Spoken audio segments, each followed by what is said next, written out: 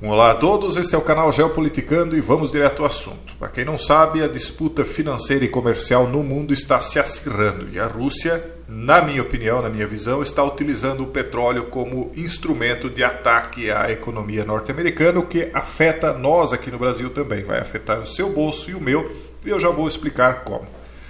Bom, primeiramente, vocês já sabem, nós já falamos aqui, que um pouco antes de o Fed determinar se iria reduzir ou não a taxa de juros, Vladimir Putin, com seu novo aliado, a Arábia Saudita, que até então era aliado norte-americano, mas graças à política do senhor Joe Biden, acabou se voltando para a Rússia. Enfim, esses dois países, em combinação, resolveram baixar a quantidade de petróleo extraído. E isso fez com que houvesse escassez de petróleo em um mundo em que já há escassez, né?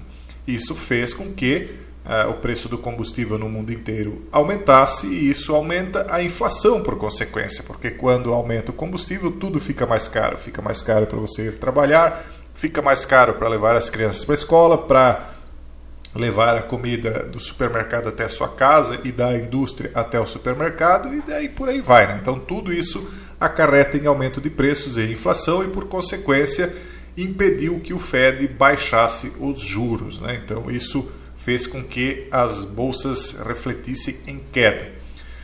Bom, como se isso não bastasse, né? Passado esse período de definição de juros, né? Em que o Fed manteve os juros e até alertou que pode acabar aumentando, Putin simplesmente disse que vai suspender a exportação de diesel. Isso, consequentemente, vai pressionar a Petrobras, como vocês estão lendo aqui no topo da matéria, e vai causar problemas aqui no nosso bolso, né? No seu e no meu. Por quê? Porque o Brasil é um grande importador de diesel russo. Então vai aumentar o preço do diesel, vai pressionar a Petrobras. Se a Petrobras vai continuar arcando com o prejuízo, que hoje ela está de uma certa maneira fazendo, porque a Petrobras não está acompanhando os preços internacionais em alguns centavos, não é grande coisa, mas já está segurando um pouco o preço, né? Isso vai causando prejuízo para os acionistas, né? Então a Petrobras acaba bancando de uma certa maneira um subsídio para que o combustível não chegue tão caro, né, para todo mundo. Só que agora isso vai pressionar ainda mais. Será que a Petrobras vai mais uma vez bancar esse aumento ou daqui a pouco o governo vai se convencer de que precisa acompanhar os preços internacionais e isso vai acabar refletindo em ainda mais inflação aqui no Brasil? Vamos acompanhar e vamos ver qual vai ser a decisão deles.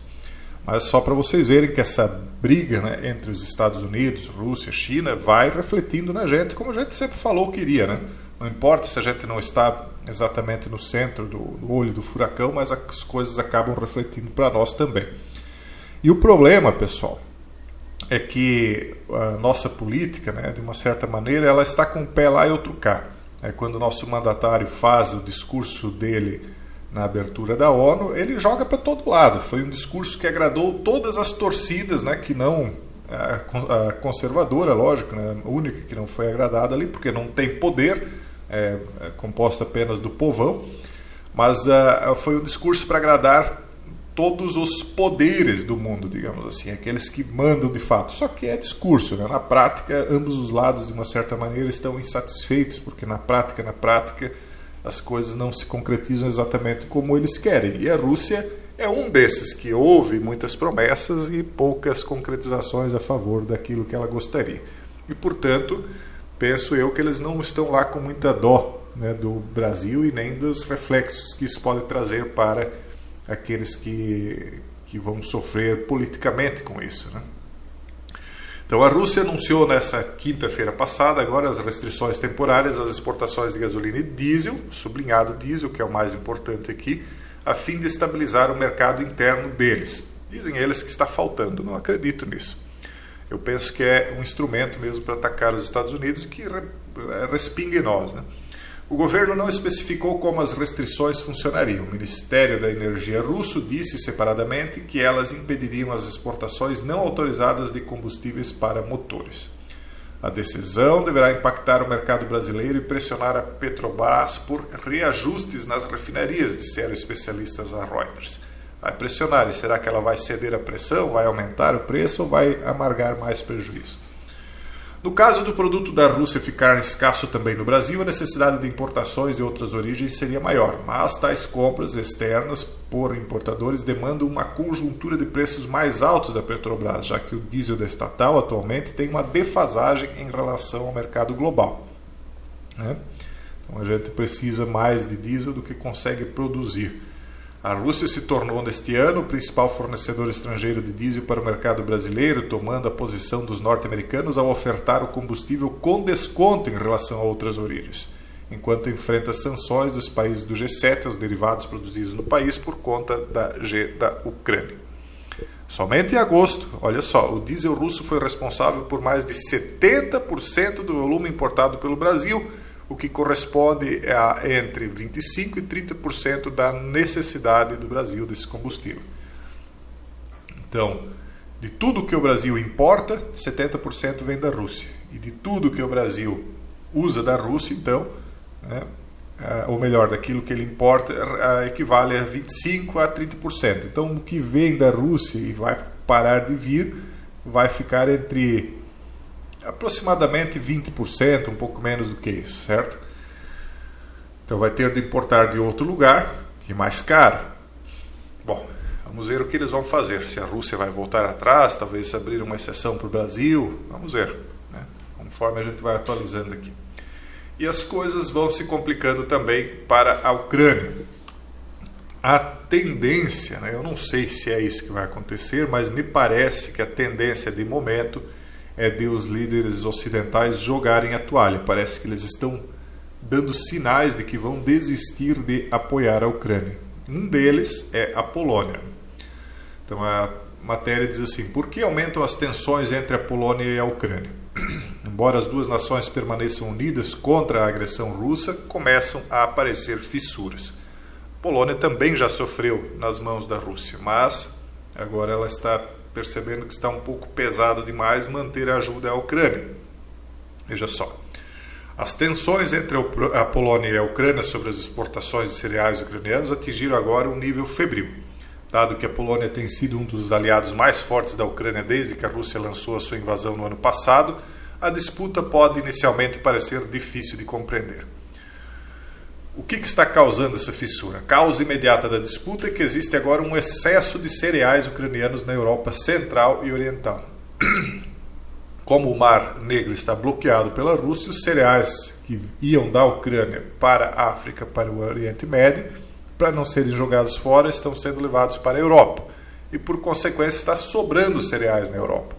E aí, o cereal que o polonês planta e vendia para a Europa está acabando que não está alcançando aquele preço que alcançava antes, porque há excesso. Quando há um excesso de oferta, o que acontece? O preço cai. Então os poloneses, aí, os agricultores, estão puteados com isso, como se diz, né? Então essa semana a Polônia pareceu ter lançado um desafio com o primeiro-ministro Mateusz Morawiecki a anunciar que não enviaria mais equipamentos de ataque e defesa para a Ucrânia. Então está começando a ameaçar de abandonar aí o apoio da Ucrânia. À Ucrânia, aliás. Essas observações amplamente divulgadas foram retiradas um pouco do contexto. Na verdade, refletem o status quo e não uma reviravolta na política. A Polônia já enviou tantos equipamentos de ataque e defesa para a Ucrânia que lhe restam muito poucas para o seu próprio grupo, né? Durante o seu discurso, Morawiecki também reiterou o seu compromisso em permitir que a Polônia seja usada como principal centro de transporte e de reparação de equipamentos de ataque e defesa destinados à Ucrânia. Então não é exatamente aí uma falta de apoio, é uma fissura, é o começo de uma fissura. Só que a gente tem visto aí, principalmente através de algumas notícias, comentários de especialistas, todos eles ligados aí a revistas, jornais, etc., ligados mais a esse lado voltado para a OTAN, com algumas opiniões, dizendo que talvez isso já foi longe demais, e repensando porque isso aí está ficando muito caro, né, pessoal? Ambos os lados acharam que iriam vencer rapidamente, e ambos os lados estão tendo problemas. Só que a Rússia, o Putin tem a vantagem de que lá acredite quem quiser, né, que existe democracia, né? Então a pressão popular acaba sendo menor de uma certa maneira, né?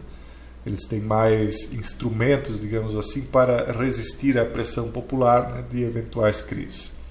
Bom, nós vamos continuar acompanhando aqui, atualizando e trazendo a nossa opinião a respeito do que está acontecendo por lá e como isso vai refletindo aqui no Brasil, né, e depois, consequentemente, refletindo nos nossos bolsos, né? Esse é o vídeo de hoje, um forte abraço a todos e até o próximo vídeo, se Deus quiser.